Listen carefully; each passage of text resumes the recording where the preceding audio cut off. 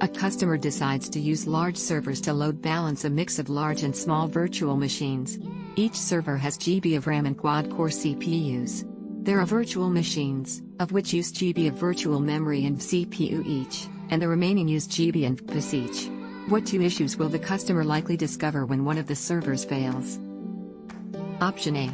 Not all of the virtual machines on the failed server will be able to restart on the remaining server due to lack of VPS. Option B.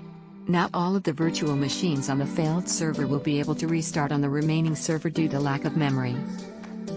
Option C. Live migration will be unavailable until the second server is restored. Option D. Not all of the virtual machines on the failed server will be able to restart on the remaining server due to lack of NICs. Option E. Not all of the virtual machines on the failed server will be able to restart on the remaining server due to lack of shared storage. The correct answer is option A. In which directory should an Oracle VM guest be placed in order to import it as a virtual machine? Option A. Running_pool. Option B. Publish_pool. Option C.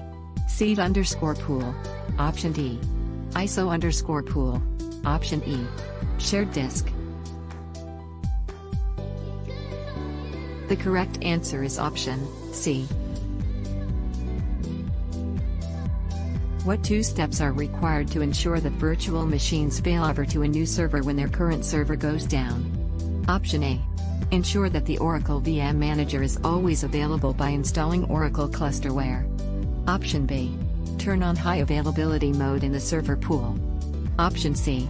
Assign a virtual IP address to the server pool. Option D. Turn on HA on all virtual machines that will be restarted. Option E. Ensure all servers in the pool have identical CPU and memory. The correct answer is option A, B. A virtual machine is needed once per week to run reports, but the rest of the time it is idling. What method will unallocate resources such as CPU and memory, while keeping the virtual machine intact and ready for rapid redeployment? Option A. Pause the virtual machine when not in use, then unpause it when needed. Option B. Suspend the virtual machine when not in use, then resume it when needed. Option C. Live migrate the virtual machine to a spare server when not in use, then live migrate it back when needed. Option D. Power off the virtual machine when not in use, then power it back up when needed. The correct answer is option C.